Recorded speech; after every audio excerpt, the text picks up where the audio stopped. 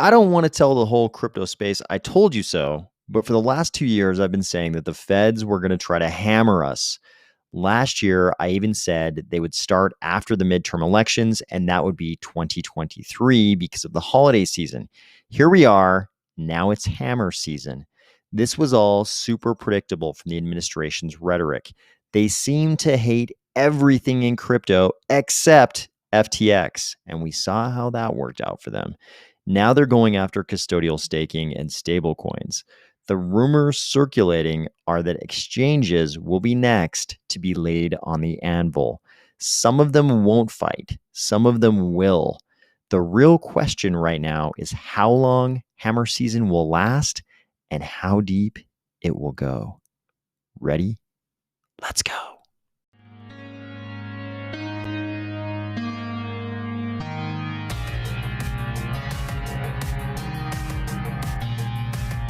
Today, we are going to discuss the SEC going after the Binance USD stablecoin, a troubling insider breakdown of the Kraken enforcement, Coinbase's declaration that it will fight, and why Cardano staking is in a much better place than any of this custodial staking. If this regulator with a hammer looks a little bit familiar, but you can't quite put your finger on it, or if you're finding value in these videos each weekday, please consider delegating to the Army of Spies stake pool, ticker AOS.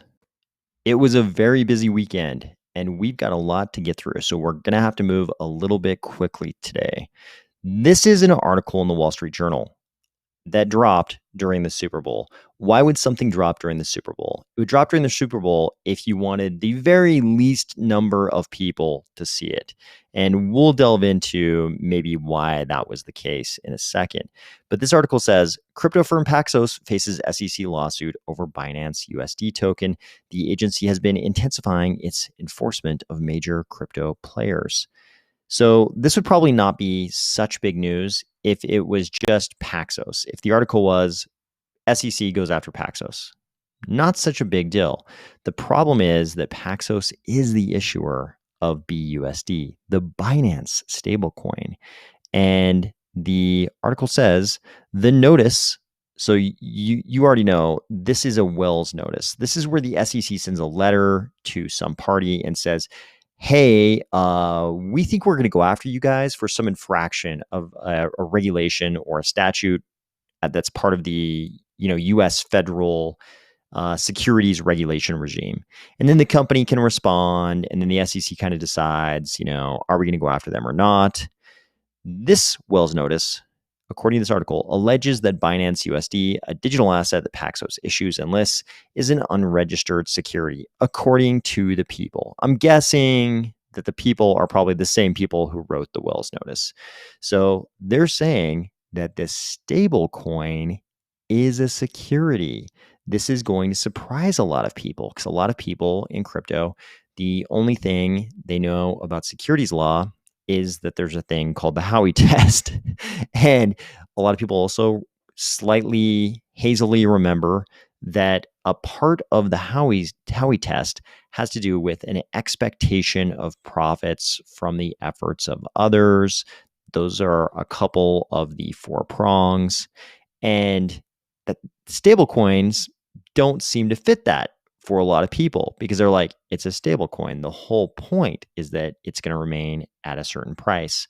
There is no expectation of profits. So what's going on here?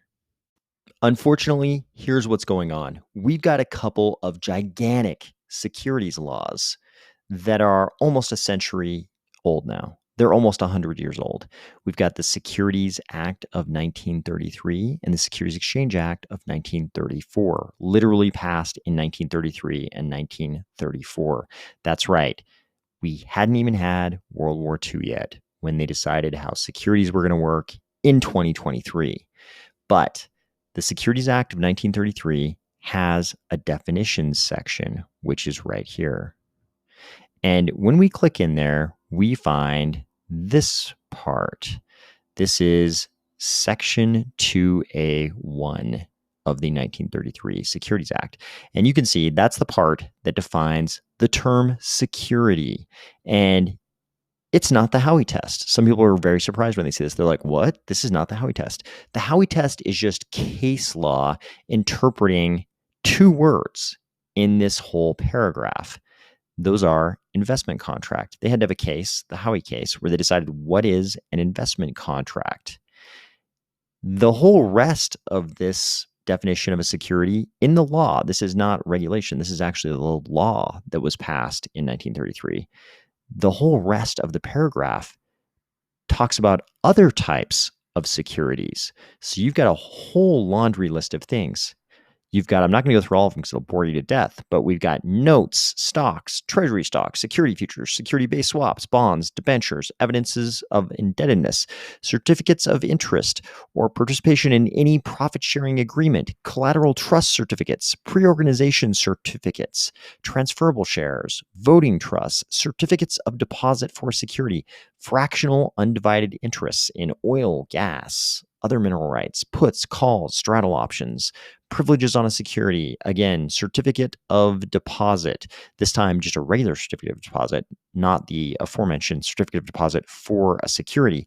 And then you got a whole bunch of other things.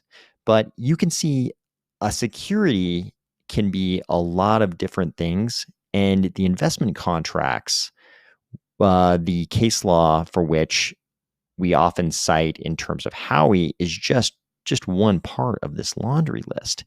The SEC has got this very broad definition of what a security is at their disposal. This is like a huge arsenal. They can go through this list and say, oh, a stable coin. Okay, so people are giving you money and you've got this, if it's a fiat-backed stablecoin, it's not an algorithmic stablecoin. If it's a fiat-backed stablecoin, this is kind of like you take a deposit from them and then you hang on to that. And then they have like this option to come back later and you've kind of promised them that they can get $1 for that thing that you issued to them. Like there are a lot of different ways we could, to varying degrees, mangle or just utilize different instruments described in this definition to match what I just described.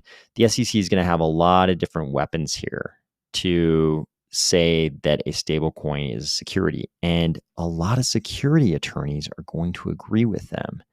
A lot of judges are probably going to agree with them. Nobody ever said a stable coin wasn't a security, at least nobody outside of crypto.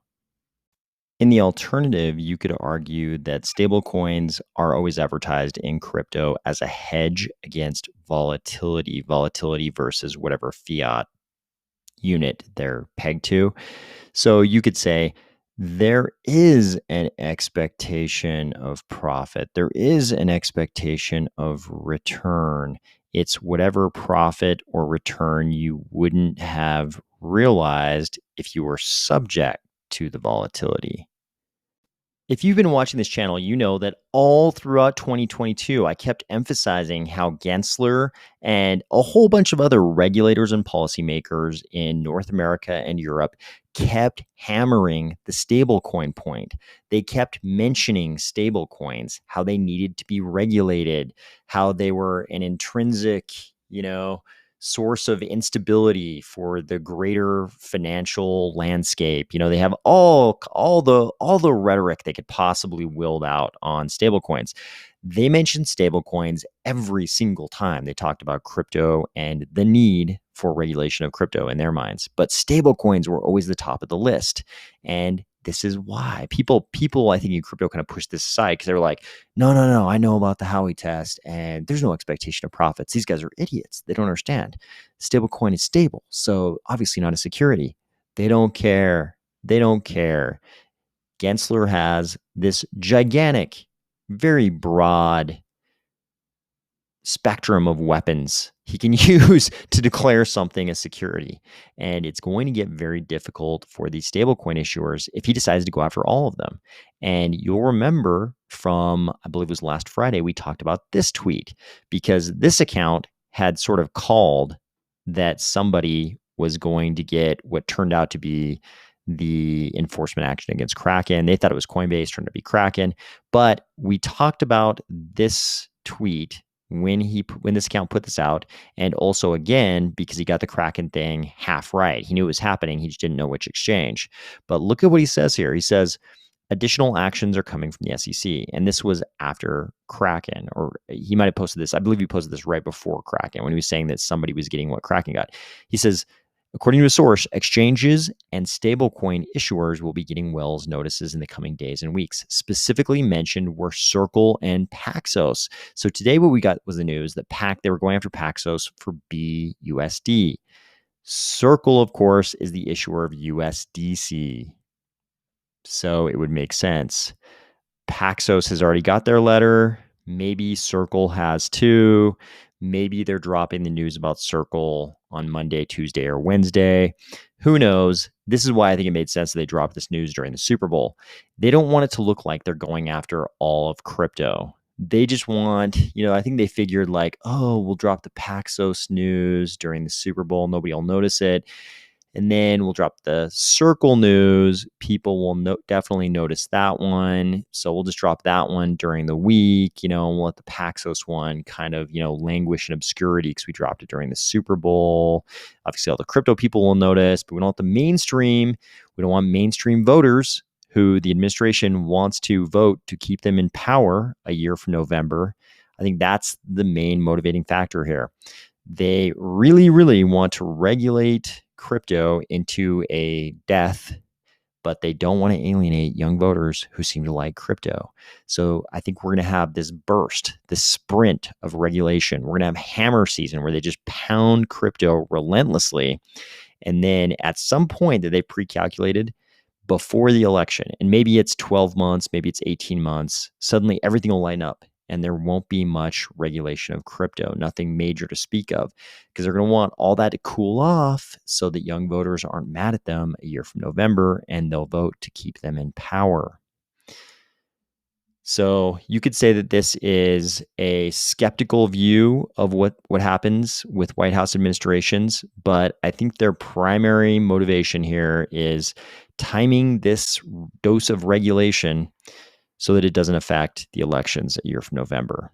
So, and I don't know when this will end, and I don't know how deep it's going to go, but I think this tweet is probably right. I mean, he's been at least half right on all of this.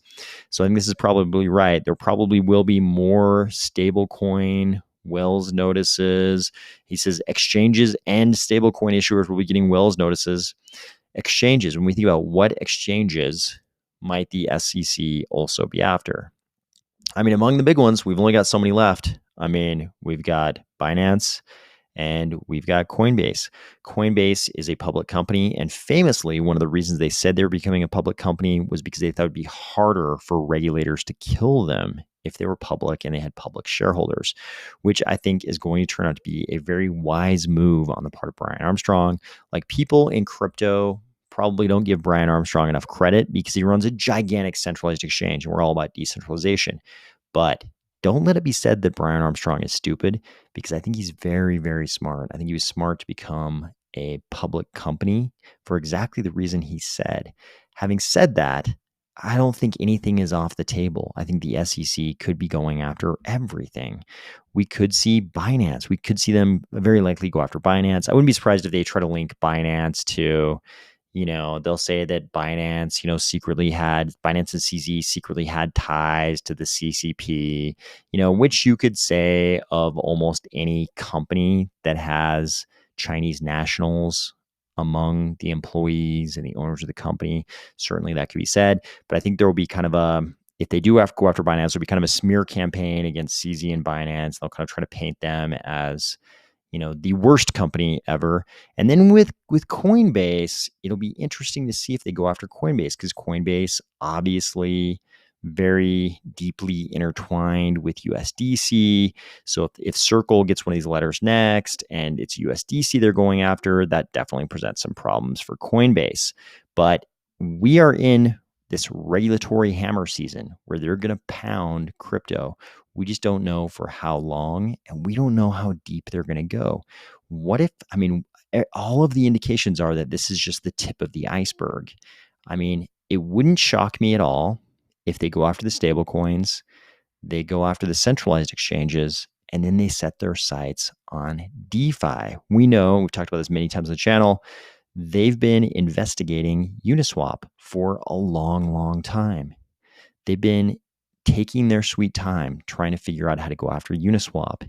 It wouldn't, because Uniswap, part of the problem obviously seemed to be the crypto synthetics that Uniswap were being traded by the Uniswap protocol, and the front end to the protocol being run by the actual Uniswap labs. They removed synthetics from their front end. That was announced around the same time that it was announced they were being investigated by the SEC. But we have yet to see what comes of that. Maybe it's nothing. Maybe it's something. Maybe the SEC is just waiting for, something like the UkiDAO case, which is a DAO. It is a decentralized platform. Maybe they're just waiting to get some case law on some cases like that. Granted, that's a CFTC thing, but still, I think they just want the precedent that gives them a stronger foothold to go after a protocol and a platform being run by a DAO. Maybe it's something like that. Maybe the next thing they go after is DeFi. Because let's face it, if they can successfully say that Binance USD is a security, do you think they're not going to be able or willing to say that any of the things that go on in DeFi that revolve around custodial staking or depositing some asset with the platform, kind of like a stable coin, and expecting to get something on the other end? If stable coins, which obviously don't even change in price, can be a security, what stops the SEC from saying that a whole bunch of things in DeFi where you deposit assets with the platform aren't also securities? Then the question is just, can the SEC go after a protocol / platform / whatever that's run by a DAO? And I think the UkiDAO case has already kind of answered that question. Maybe the SEC is just waiting for final judgment, some case law in cases like that, so they have a slightly stronger foothold. Remember, these are the same people who've been talking about going after stablecoins for how long now? Has it been a year and a half, 2 years? It's taken this long just for them to go after stablecoins. How far out is DeFi? Will they ever go after DeFi? Is it just like stablecoins? Like it just takes them a couple years for the planning and, getting the right case law, working their way up to it? Because I can guarantee you somewhere in the SEC, there are a bunch of lawyers sitting around and they've got kind of a timeline with all of the case law that's going to come down in crypto. And they see it as kind of a ladder, like working their way up to certain things. If the federal judge decides this in this case, that's great for us when we bring our enforcement action against this crypto entity. Speaking of Kraken and the enforcement action against them from the SEC, which they're obviously settling, you should know about this next part. So in the wake of that news that the SEC was going after Kraken, Jesse Powell, who is a founder of Kraken, had this to say. And he's kind of answering a question here. It's interesting because he's not really answering the question that the person was asking. So the question the person asked was, genuinely curious what your counsel thought of the staking idea. Was there pressure to follow competitors to remain a player in the space? So the person asking the question is asking, did you guys go into staking just generally? Did you guys go into staking at all because all your competitors were? And what Jesse Powell answers is not exactly that question. His answer is to a more interesting question.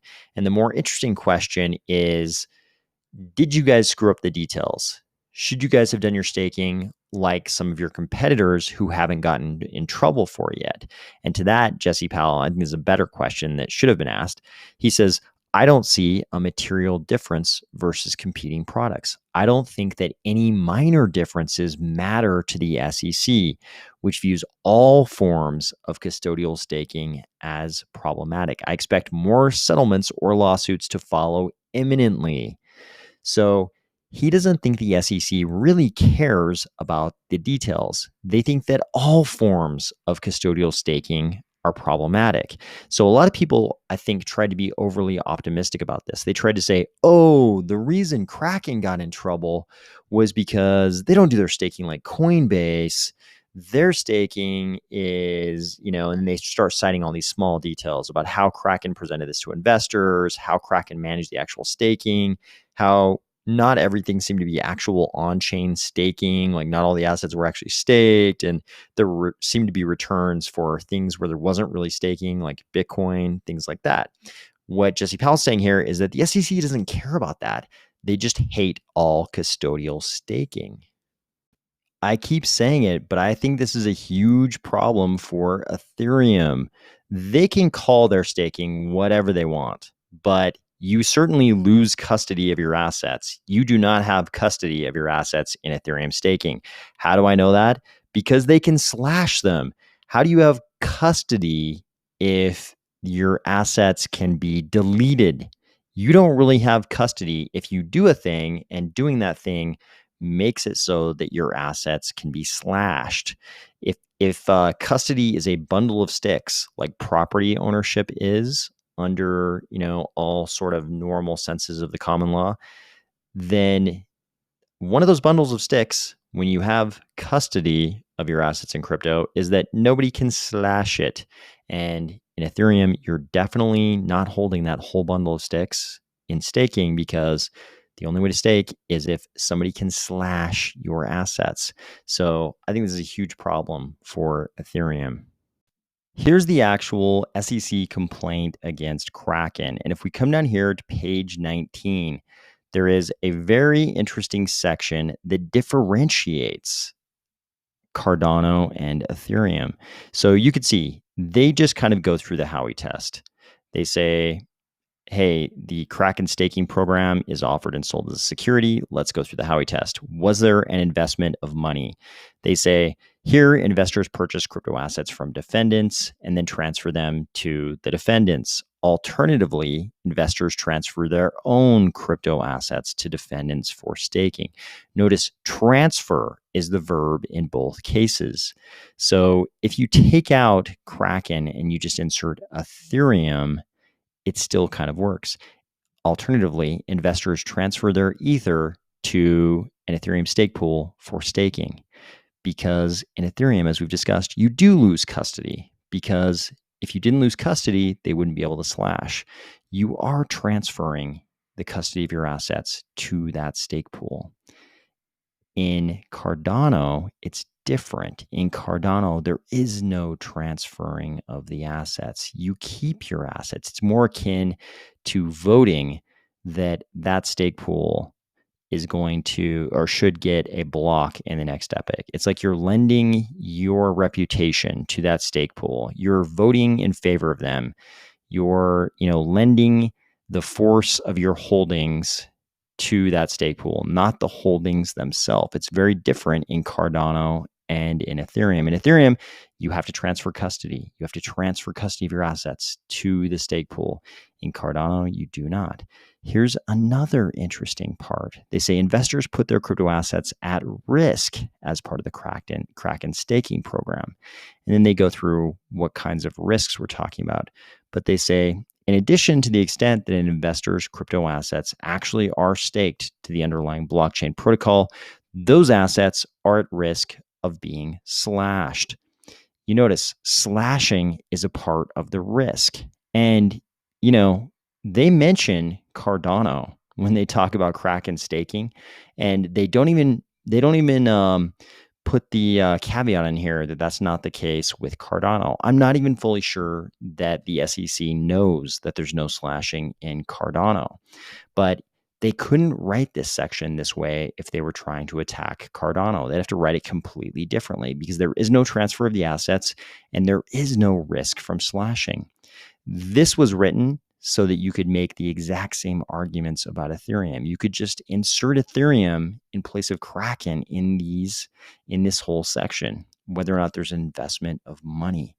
With Cardano, it's completely different. I think prong 1 of the Howey test is great for Cardano, terrible for Ethereum.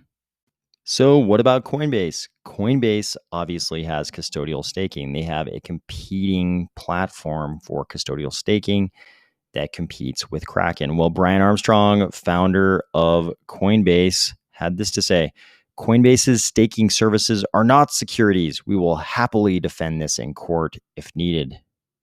What we do know is that Coinbase is a for-profit entity. They're not like a nonprofit. So they're offering staking for some reason. So maybe it's just so they can keep people's assets on their platform. But we also know that Coinbase has long been rumored to be the source of the delegation for the Avengers staking group in Cardano, which you can see is the second largest stake pool group in Cardano. And so when we go down here to Avengers and we click into it, we can see all of the different 46 stake pools in the Avengers group. And if we just pick one of them, I'll just pick this top one right here, we can click in and see that it has a 5% margin fee. So somebody's fortunes are tied to that delegation because somebody is making money based on the amount of delegation in the Avengers stake pool group. And again, as far as I know, just rumored to be the Coinbase delegation. And I believe the current rumor, the rumor that's been around for a long time at least, has been that it's a certain stake pool group in Cardano. We all know which one that is, but the rumor has always been that this is the delegation from Coinbase. So we don't know if Coinbase gets any part of this 5% fee because it's all kind of opaque. It's kind of a black box. We don't really know.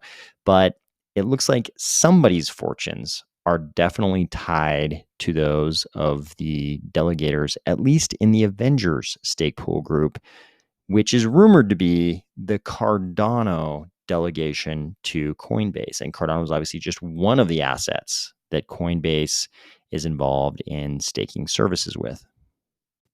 So that was prong 2 on whether or not there's a common enterprise between Coinbase and the delegators. Prong 3 is whether or not the delegators had a reasonable expectation of profits. And here Coinbase says, staking rewards are simply payments for validation services provided by the blockchain, not a return on investment. So to me, this is kind of circular and sort of a fractalization of the larger question. So they're kind of saying, hey, it can't be prong 3 can't possibly be true because this is not a return on investment. But the whole Howey test is to determine whether or not there's an investment contract. So you can't say prong 3 isn't true because X, when prong 3 is just a part of a 4-part determination whether X is true. So I don't know how persuasive this part's going to be. They also say the only difference, so they say, they talk about the difference between staking through Coinbase and staking on your own. And they say the only difference is that a user who stakes on their own may need to buy a dedicated computer and pay to keep it running, while the customer who stakes through Coinbase pays us a fee to do those things on their behalf.